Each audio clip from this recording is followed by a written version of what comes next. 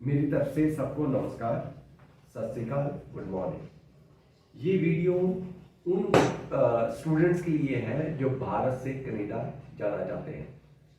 हमारे पास बहुत सारे स्टूडेंट के फ़ोन आते हैं या वो पर्सनली भी मिलने आते हैं। तो हमने अक्सर वो उनको शिकायत होती है कि हमारा कनाडा का स्टडी परमिट रिफ्यूज़ल हुआ है, क्यों हुआ है। देखो, इसके 3 मुख्य कारण हैं। नंबर 1, आप देखो, जब आपने कनाडा जाना है स्टडी के लिए तो गैप की प्रॉब्लम आती है, मैं आपकी बात समझता हूँ। पर उस गैप को कवर अप करने के लिए किसी भी यूनिवर्सिटी का बोगस सर्टिफिकेट उसमें मत डालो। हमें उन्होंने बताया कि यहाँ के एजेंट 50-50 हज़ार या 1-1 लाख रुपया ले रहे हैं, वो यूनिवर्सिटी का बोगस सर्टिफिकेट बनवा देते हैं। देखो, एजेंट का कुछ नहीं जाने वाला, क्योंकि एजेंट अपना नाम नहीं लिख रहा उसके अंदर। आपकी फाइल आपके नाम के ऊपर कनाडा में लगानी अलाउड है और लगती है, और आप लगा भी रहे हो। क्या होगा, पहले आप 2 साल वहां कनाडा में पढ़ाई करोगे, 3 साल वहां काम करोगे, फिर आप फाइल लगाओगे वहां पे पक्के होने की। उस टाइम पर वो सर्टिफिकेट उस यूनिवर्सिटी को भेजा जाएगा। तो वो यदि उस यूनिवर्सिटी ने कह दिया कि ये बोगस सर्टिफिकेट है, मैंने जारी ही नहीं किया, तो आपको वहां कैद भी होगी, जुर्माना भी होगा और घर वापस भी आना पड़ेगा, इंडिया डिपोर्ट किया जाएगा।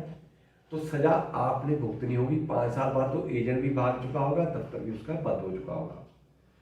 सो ऐसी गलतियां बिल्कुल मत कीजिए।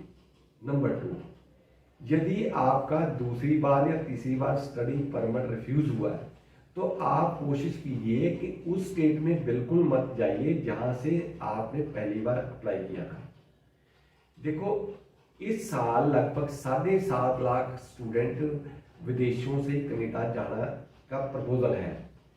होता क्या है कि जो दो प्रोविंसेस है कनाडा की, जिसको ब्रिटिश कोलंबिया और ओंटारियो कहते हैं, इसके अंदर आप अप्लाई करोगे, वहाँ 15 देशों के लोग स्टूडेंट पढ़ने के लिए आते हैं, तो आपको सीट नहीं मिलने वाली, क्योंकि ना तो आपके पास इंग्लिश के अच्छे बैंड होंगे, ना ही आपकी परसेंटेज अच्छी सिक्योर होगी। प्लस उनकी जो फाइनेंशियल कैपेबिलिटी है वो भी देखी जाती है। सो आपको इन दोनों स्टेटों से दूर रहने की कोशिश कीजिए। नंबर 3, जो आप कोर्स कनाडा में ले रहे हो और जो कोर्स आपने पहले पढ़ाई इंडिया में की है, उनकी सब्जेक्ट की रिलेवेंसी होनी बहुत जरूरी है। नेक्स्ट, देखो, इंडिया से जो एजेंट है ना, एजेंट का काम नहीं कर रहे हैं, वो तो मिल्क कलेक्शन सेंटर की तरह काम कर रहे हैं। मीन्स आप अपने घर के पास जो इमिग्रेशन कंसल्टेंट का बोर्ड है, आप उसके पास पहुंच जाते हो, उसको ना तो जानकारी है कनाडा के बारे में, ना कभी वो कनाडा गया है, तो वो आपको उठाकर आपका नंबर सीधे चंडीगढ़ में मेन एजेंट को दे देता है। और उसने अपना सेल्फिशेंट देखना होता है कि कनाडा में जिस यूनिवर्सिटी और कॉलेज में उसकी रजिस्ट्रेशन है, उसने वहां भेज देना है। उसने ठेका लिया हुआ है आगे कि मैं 1 साल के अंदर कितने स्टूडेंट दूंगा, उसके हिसाब से उसको कमीशन मिलता है। एक स्टूडेंट के पीछे 1 लाख रुपया कनाडा की यूनिवर्सिटी और कॉलेज उनको देते हैं।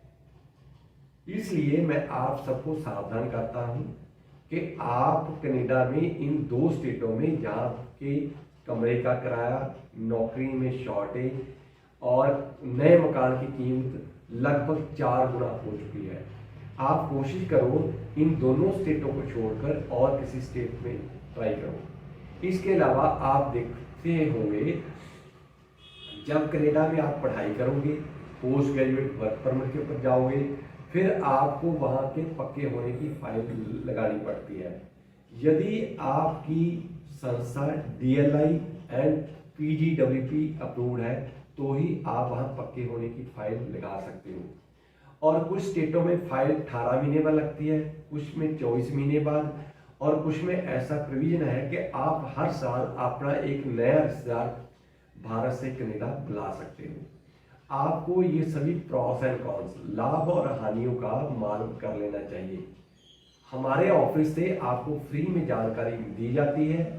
Monday to Friday 10 AM to 4 PM पीछे दिए गए फोन नंबरों के ऊपर आप हमारे से संपर्क कर सकते हो। हमारी जो इंफॉर्मेशन है अपने यारों, दोस्तों, सहेलियों, रिश्तेदारों, भाई बहनों से शेयर कर सकते हो ताकि वो भी इसका लाभ उठा सकें। Please stay connected with us. Thank you very much.